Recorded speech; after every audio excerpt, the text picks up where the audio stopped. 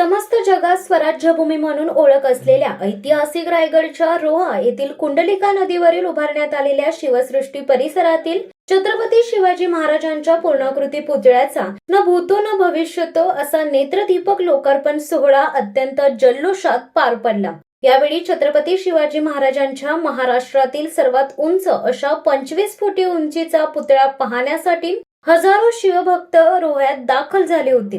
शिवसृष्टी परिसरात आकर्षक सजावट आणि गडकिल्ल्यांचे स्वरूप या परिसराला प्राप्त झाले होते।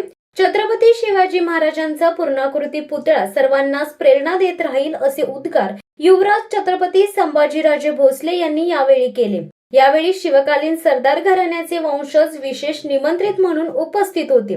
विद्युत रोषणाई आणि फटाक्यांच्या आतषबाजीत शिवपुतळ्याचे शानदार अनावरण करण्यात आले। मेहेंदळे हायस्कूल ते नदी संवर्धन अशी भव्य मिरवणूक देखील काढण्यात आली। मिरवणुकीमध्ये ढोल ताशा व शिवकालीन सादरीकरण करण्यात आले। एकूणच डोळ्यांचे पारणे फेडणारा हा ऐतिहासिक सोहळा कायम स्मरणात राहील असे समाधान शिवप्रेमींच्या चेहऱ्यावर झळकत होते। या कार्यक्रमास खासदार सुनील तटकरे, महिला व बालविकास मंत्री आदिती तटकरे, आमदार अनिकेत तटकरे तसेच अष्टप्रधान मंडळातील प्रमुख सरदारांचे वारसदार शिवप्रेमी मोठ्या संख्येने उपस्थित होते। देशाचे अर्थमंत्री श्री देशमुख साहेब आणि या कुंडलिकेच्या ऐतिहासिक तीरावरती छत्रपती शिवरायांचा पूर्णाकृती पुतळा आपल्या सर्वांच्या हृदयामध्ये एक स्वाभिमानाची ज्योत त्या ठिकाणी निर्माण करतो।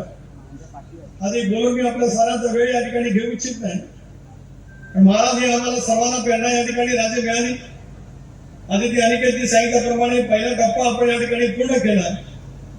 मी विश्वास देऊ इच्छितो जगाच्या पाठीवरती चंद्र सूर्य तारे असेपर्यंत छत्रपती शिवरायांचा जातवाला इतिहास या जगाच्या पाठीवरती अजून त्या ठिकाणी राहील।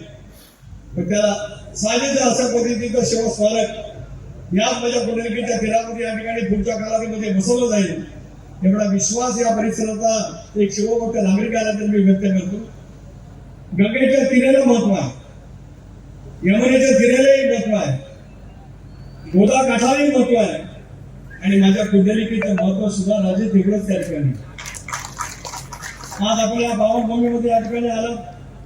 अंतकाळापासून या भागाचा एक शिवभक्त नागरिक म्हणून आपले सरकेल आपली आणि सारे सरदार आहे ज्यांची भूमिका छत्रपती ज्यांनी त्यांच्या शौर्याचं प्रतीक आपण सारांनी ज्या ज्या वेळेला शिवचरित्र आपण वाचत असतो त्या त्या वेळेला अनुभवलेला आहे। अनेकतेच्या कल्पकतेला जोड नाही। आज या सारांना या ठिकाणी निमंत्रित केले। हे सारे आम्ही सर्वजण हे इतिहास शिवचरित्रामध्ये वाचत आलो, पण आपणही सारेजण या ठिकाणी आला आणि आमचा हा शिवभक्तांच्या आगळ्यावेगळ्या मेळामध्ये आपला सर्वांचा सहभाग जणू काय त्या काळाचा युग या ठिकाणी अवतरलेला आहे।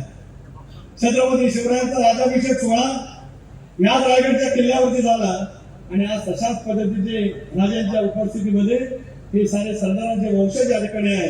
आम्ही शिवभक्तांचा एक आगळीवेगळी भावना तुम्ही आम्ही सर्वजण या ठिकाणी अनुभवतो।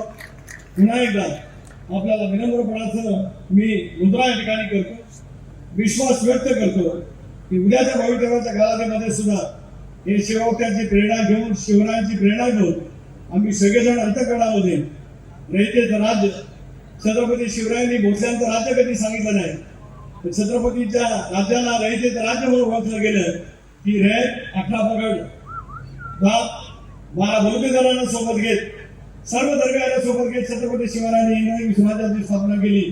ज्याच्यामुळे इतिहास आमच्या सर्वांच्याच मनामध्ये तितकाच रोमांचक पद्धतीने राहील थोडा विश्वास या ठिकाणी व्यक्त करतो। आपण सारेजण आला याबद्दल आपल्या या सगळ्या परिसरातील एक शिवभक्त नागरिक म्हणून पुन्हा एकदा स्वागत आणि आभार या ठिकाणी मानतो आणि माझ्या शब्दाला विराम देतो। जय जिजाऊ, जय शिवराय।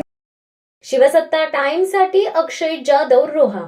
दे धडक बेधडक वृत्त देणाऱ्या आपल्या शिवसत्ता टाइम्स न्यूज चॅनलला लाल बटन दाबून सबस्क्राईब करा आणि बेल आयकॉनला क्लिक करायला विसरू नका।